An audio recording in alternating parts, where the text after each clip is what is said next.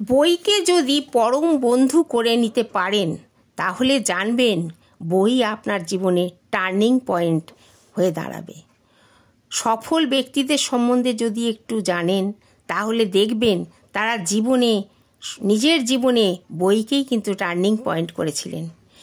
কারোর কথা উদাহরণ নাই বা দিলাম এখানে, কিন্তু একজনের কথা বলতেই হয়। রিসেন্ট যে ঘটনা, হ্যাঁ ঠিকই ধরেছেন, আমি ইলন মাস্কের কথাই বলছি। ইনি বই ছাড়া কিচ্ছু জানেন না, কারণ এনার নতুন নতুন কিছু শিখব এই আগ্রহই বই তাকে তাড়া করে নিয়ে বেড়ায়। তিনি বই খুব ভালোবাসেন। বই পড়তে আগ্রহ না থাকলে নতুন করে কিভাবে শিখবেন, নিজেকে কিভাবে প্রকাশ করবেন? তাই নিজেকে উন্নত করতে গেলে আপনাকে ভালো ভালো বই পড়তেই হবে, তা না হলে আপনি কিন্তু পিছিয়ে পড়বেন। আর বই থেকে যা পাবেন তা আপনার জীবনকেও সমৃদ্ধ করবে। বই যে শুধু জ্ঞান বৃদ্ধি করে তা কিন্তু নয়। সম্পর্ক ধরুন, আত্মীয়তা, আর্থিক অবস্থা সব কিছুই কিন্তু আপনাকে সাহায্য করবে এই বই। আজকের বিষয়বস্তু হলো বই পড়া কেন দরকার। নমস্কার, রিয়ালাইজেশন চ্যানেলে সবাইকে অভিনন্দন। আশা করি আপনারা সবাই ভালো আছেন। ভালো ভালো বই আপনার জীবনকে কোথায় পৌঁছে দেবে আপনি তা কল্পনাও করতে পারবেন না। তাই বই কতখানি আপনার জীবনের প্রয়োজন, তাই বইকে টার্নিং পয়েন্ট করুন, এই নিয়ে আজ আমি ভিডিও করেছি এবং আপনাদের সামনে সেটাই আমি তুলে ধরব। ভালো ভালো বই আপনার জীবনকে কোথায় পৌঁছে দেবে আপনি কল্পনাও করতে পারবেন না।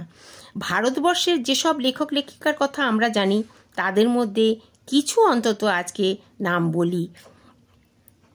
সম্রাট সাহিত্য বঙ্কিমচন্দ্র চট্টোপাধ্যায়, রবীন্দ্রনাথ ঠাকুর, শরৎচন্দ্র চট্টোপাধ্যায়, এদের নাম তো রয়েছেই। এছাড়া বিভূতিভূষণ বন্দ্যোপাধ্যায়ের নামও যথেষ্ট বলা দরকার। বিদেশেও কিছু লেখকের নাম বলতেই হয়, কারণ তারা আমাদের অনেক মোটিভেট করেছেন এই বইয়ের মাধ্যমে।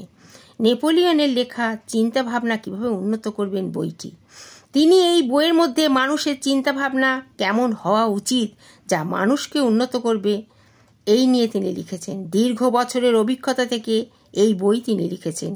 স্বপ্নকে বাস্তবে রূপায়িত করতে গেলে বই পড়া খুবই দরকার। বই সত্যি আপনাকে মোটিভেট করবে। বই আপনার মনের বন্ধ দরজা খুলে দেবে।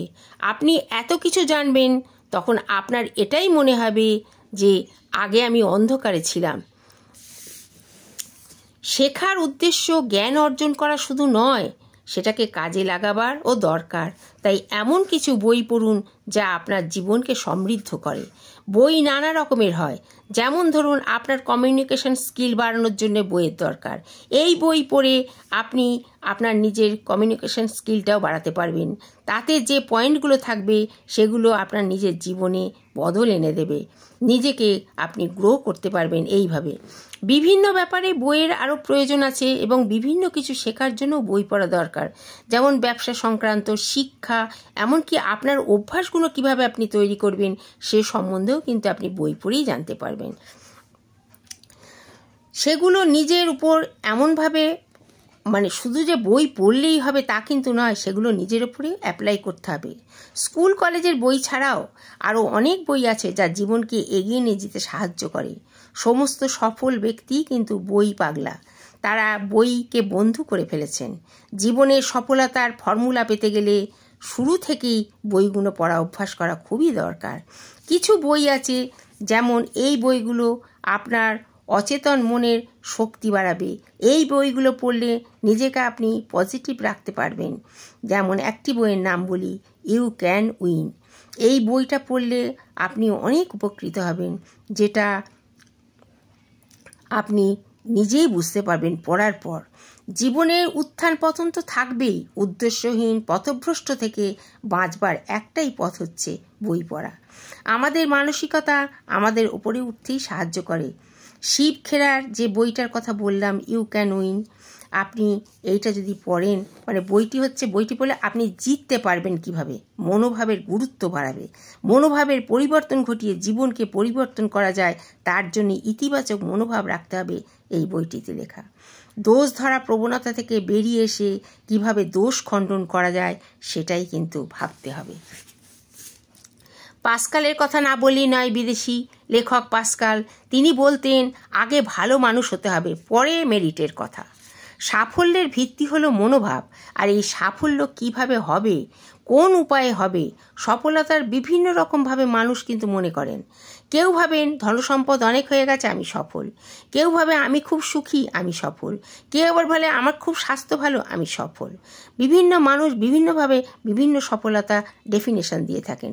সফলতার জন্য কিন্তু দরকার অধ্যবসায়, ধৈর্য আর পরিশ্রম। এমন অনেক লোককে দেখা গেছে কিছুদিন পরিশ্রম করার পর বলছেন অনেক তো করলাম, কই সফল তো হলাম না। যতক্ষণ আপনি সফল না হচ্ছেন ততক্ষণ কিন্তু আপনাকে চেষ্টা চালিয়ে যেতেই হবে। টনি রবিনসনের একটাই কথা, বই পড়ুন আর নিজেকে বদলান। কিছু বই পড়ুন, তার নামগুলো এখানে লিখে দিলাম আমি। একটা বইয়ের নাম হচ্ছে দ্য 4 Hour Work Week। এই বইটি অবশ্যই পড়ুন। কত কম সময়ের মধ্যে পরিশ্রম করে আপনি নিজেকে সফলতার চূড়ায় তুলতে পারবেন। 2 নম্বর বইটা the 7 Habits of Highly Effective People। এটা স্টিফেনের লেখা। কর্মক্ষমতা কিভাবে তৈরি করা যায় সব কিছু জানতে হলে এই বইগুলো তো অবশ্যই পড়া দরকার। আর এই বইগুলো আপনার জ্ঞানের ভাণ্ডারকে সমৃদ্ধ করবে, আর এটাই হবে আপনার জীবনের টার্নিং পয়েন্ট। মোটিভেশনাল আরও কিছু বইয়ের নাম দিলাম। বিভূতিভূষণ বন্দ্যোপাধ্যায়ের কথা তো আগেই বলেছি। আদর্শ, হিন্দু হোটেল পড়ুন, স্বপ্ন জানা, সফল মন্ত্র, এই বইগুলো কিন্তু আপনার জীবনে অনেক উপকার করবে। প্রথমেই একটা বইয়ের কথাই বলবো, সেটা হচ্ছে আমাদের ভাগবত গীতা, যা না পড়লেই নয়, যা আমাদের জ্ঞানের ভাণ্ডার এবং জীবনকে আদর্শের পথে নিয়ে যাবে।